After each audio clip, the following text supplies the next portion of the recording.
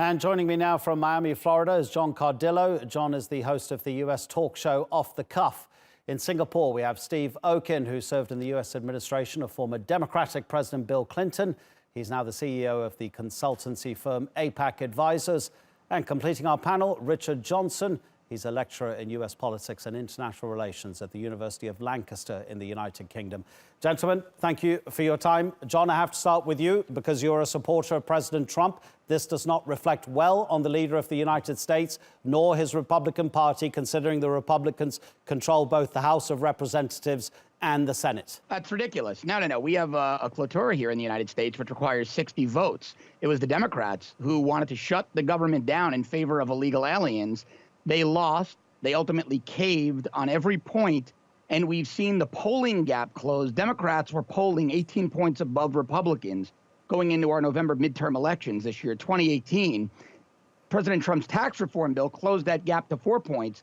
Now we're seeing an exodus from the Democratic Party by Democratic voters who are now registering as independents or non-party affiliated because the Democrats caved on everything. This reflects very well on the Republicans. We stood our ground. We got what we wanted. We did not put illegal aliens above American citizens and our military, despite the way the media spins this.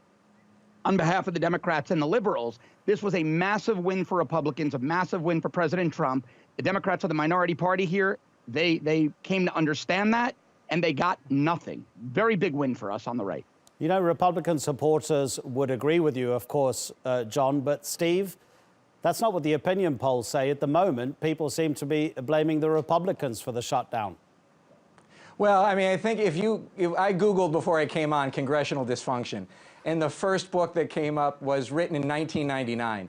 So what we have today is nothing new. It's just a lot worse than it's been. I actually think if you go back to 1999, you would say Congress operated well compared to what operated today. What happened over the past, few days was basically a stalemate. Nothing was solved other than children getting health care provided for them for their insurance covered for the next 6 years. We're going to go through this again in 3 weeks. So no one won, no one lost, other than the American public. We all lost. But this battle is going to come up again. The American public, by a large majority, are in favor of doing something to help those children who came to the United States, who are called dreamers, who came to the United States as children, undocumented, with their parents. And so hopefully we will get a solution to that, before they get deported come March. OK, we will definitely come on to the dreamers in a moment, and we'll come on to illegal aliens, as you call them, John.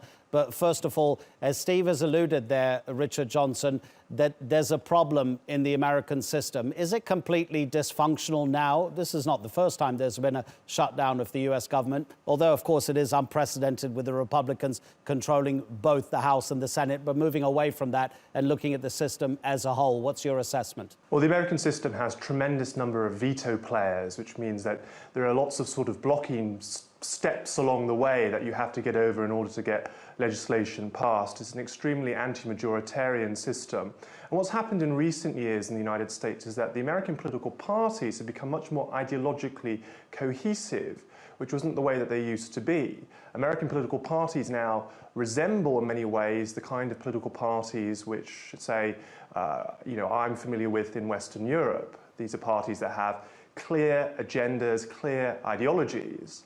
But that doesn't map very well onto the American political institutions, which require, for example, in the Senate, the filibuster requires effectively a supermajority to pass major pieces of legislation. And what the Democrats have been doing in the last few weeks is adopting the same tactics which the Republicans adopted when President Obama was president, which is basically to try and gain as many concessions as possible from their political opponents, not through deal-making, but through crisis and working on the cliff edge. I think at the end of the day, this is ultimately going to be quite damaging for the American system going forward. I can't see a way out of it. I see that America is going more and more into a spiral of legislating through crisis, which isn't good for the health of the country or the political system. Very interesting.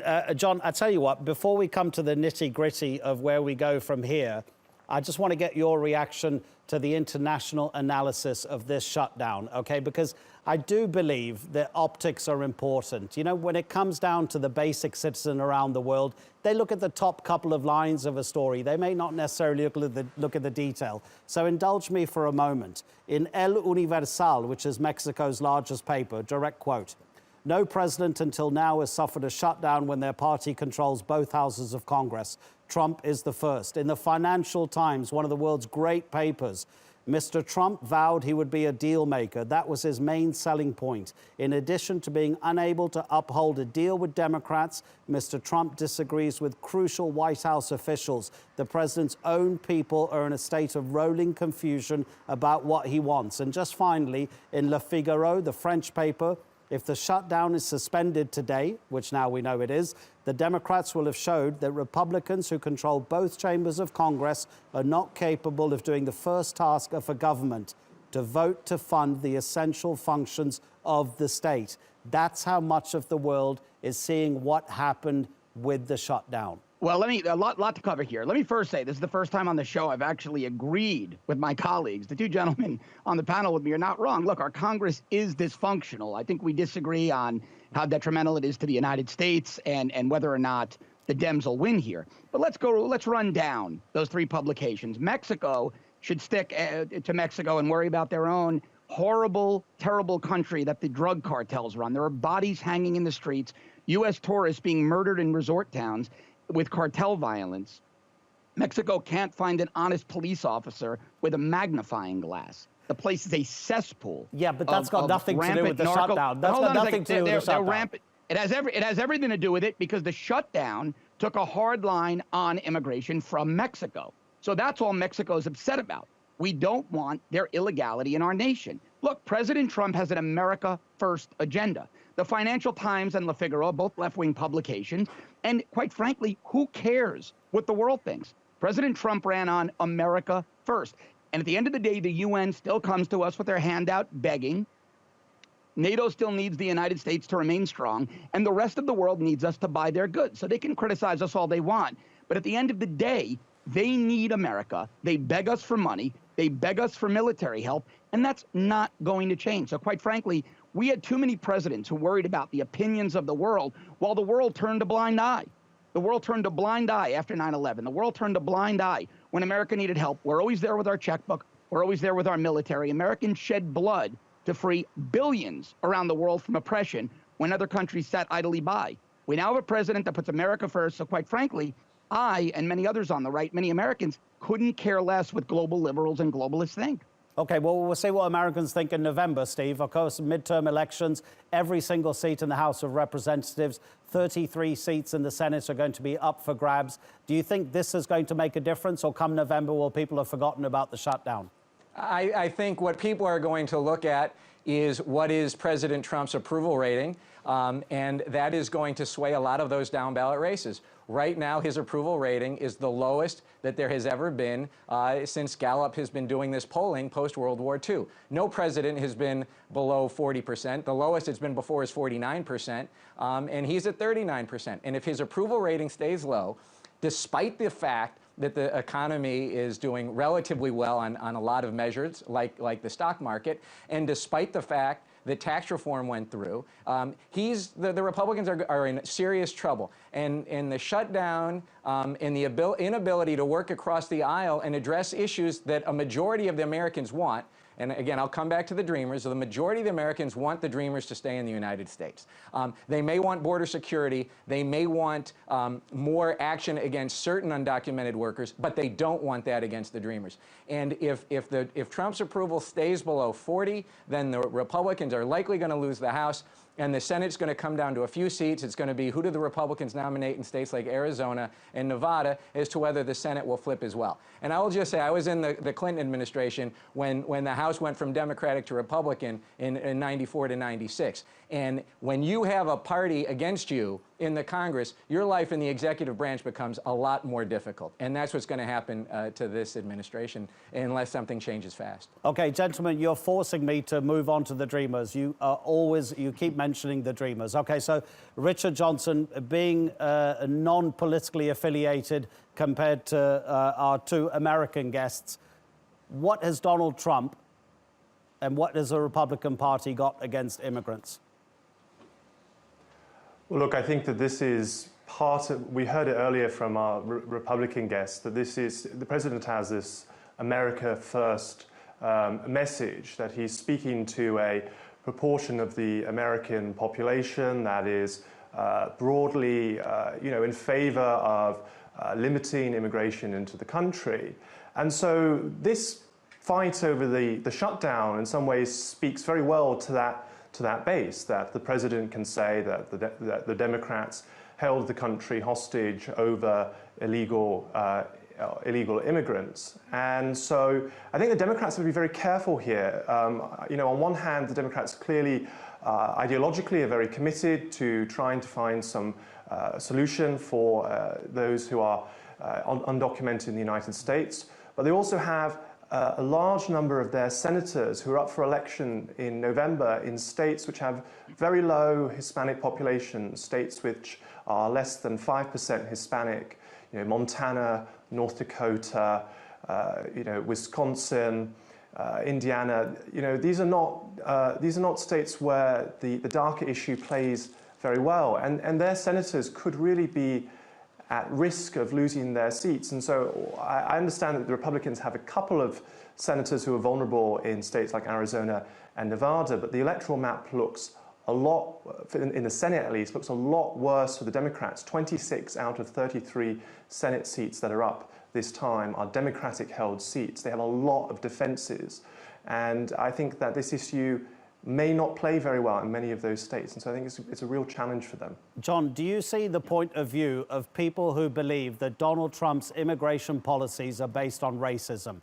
There was that infamous phrase that he used about people coming from a certain type of country, the profanity that he used about people coming from those countries to come and live in the United States. The things that he said in the campaign about Mexicans coming to the United States, the fact that just recently his government has taken away the protected status of El Salvadorans who live in the United States. There are only 200,000 El Salvadorans there, and independent figures say almost 90% of them are in the workforce. What's he got against those people? They're contributing to American society. There are people who believe that all of his immigration policies are based on pure racism, not security. And those people are morons. This has nothing to do with race. This has to do with American sovereignty. Illegal means illegal. Look, my colleague from Lancaster is right. There are more Democrats vulnerable this time around than Republicans. And I'm glad he brought up Arizona. Let's look at Arizona. New study came out from the Crime Prevention Research Center here in the U.S. that illegal aliens in Arizona are 142% more likely to be arrested for violent crimes than both legal immigrants, people that went through the process properly, that every American, left, right, and center, embraces and wants here. Legal immigrants go through the process properly, no matter what country they're from. They contribute to our nation. They make America greater. We want to make America great again. That also means legal immigrants. But illegal aliens, 142% more likely to be arrested on a violent crime in Arizona. Illegal aliens from El Salvador comprise the very violent drug enforcement, child sex trafficking gang, MS-13, a murderous gang that rapes and murders teenagers. We are talking about those who are here illegally. Now let's talk about the Dreamers really quickly. This misnomer that Steve and other Democrats like to put out there, that they're children, is ridiculous. U.S. Citizenship and Immigration Service data from September 2017 tells us that the average age of a Dreamer is 24 years old. In fact, only 0.3% of the alleged 800,000, I think it's more than 800,000, 0.3%, around 2,000 are under age 16. So this narrative that these are little toddlers is simply ridiculous and just another lie perpetrated on Americans by Democrats and progressives. John, pick up on that. Sorry, thank you, John. Steve, pick up on that point, please, because my understanding of the situation was that they were called Dreamers because they were minors when they came to the States, and they're not minors anymore. And therefore, the outside world, and I'm sure a lot of Democrats as well, people think, hold on, surely it's the humane thing to do not to break up a family. If a child was brought into the States illegally, it's not that child's fault, that child now being an adult, as John says. They're now above age of being classified as children. Yeah, no, I mean, the Dreamers are the age of when they came and when, yes, no, that's right. And when Congress refused to work with President Obama, which was Congress's right, it was a Republican Congress, they refused to work with President Obama. So President Obama took executive action to grant, you could call it amnesty, you could call it temporary protection to those who came to the country with their parents. Now, what's happened is that President Trump took that away, threw it back to the Congress and said, you basically have 6 months to fix it. And that deadline is coming up in March. And what will be interesting to see is, will the Republicans work with the Democrats, be willing to have some Republicans left behind and vote against a bill, voting for a bill both in the House and the Senate that will grant the Dreamers the protections that Congress should have granted them that didn't require President Obama's action. And so it is very compassionate. It's very understanding. They are all hardworking. If you've committed a crime as a Dreamer, you're not staying in the United States. And so this isn't about illegal and undocumented immigrants because they're now under a protected status. It's what's the right thing to do. And because the Democrats have basically no power in the House, and they have very limited power in the Senate, all they can do is use that filibuster. When something has to pass, they can block it if they can withhold 10 Democrats from voting for something. And 5 of those red state Democrats did vote initially with the Republicans to keep the budget going and keep the executive branch funded. And it's very difficult. And the Democrats are walking a tightrope because you don't want the military furloughed. I was furloughed when I worked in the government, and I didn't get paid when I was out. Others didn't get paid when they were out. And that's not fair. I'm not worried so much about myself. It's the single moms and the single dads who rely and are living paycheck to paycheck who work for our government. You don't want to hold them hostage. But that's the tightrope the Democrats have to walk, and they're going to have to walk it again in 3 weeks. Okay, you know what? I'm going to have to give... Go on, John, go on. Can I ask, I just want a quick question for Steve. If the DACA issue is not just a ploy by Democrats to be obstructionist, why when Barack Obama had the executive in both houses, he had the House and the Senate, and he rammed Obamacare through, why didn't he pass protections for DACA then? He controlled all 3 branches of government. He even had the Supreme Court leaning his way. Why didn't they push it through then if it's not just an obstructionist ploy and an effort to gain more votes for Democrats through amnesty and eventual citizenship for illegals? I'd like to hear from Steve, who actually worked in the Clinton administration. No problem. A brief answer if you can, please, Steve. Sure. Well, one point I will make, we, the Democrats, I wasn't there then, I was not in that administration, did not ram Obamacare through. Obamacare had hearing after hearing in the House, in the Senate. The Democrats tried to work with the Republicans. They couldn't get a single Republican vote. It ended up being voted on party lines. It was different back then. They did try and reach out. Why? And it wasn't the issue 8 years ago, 9 years ago that it became. I mean, that's, you know, things change, circumstances change. It became much more of a known issue. It became much more important to the Democratic Party over time. And so that's why it changed over time. Things change with the Republican Party over time. Okay. They were little children. That's when the narrative was true. They were children. John, we will give you Steve's phone number, okay, and you can continue this conversation off air. We really appreciate it. John Cardillo, Steve Okun, and Richard Johnson, thank you for your time.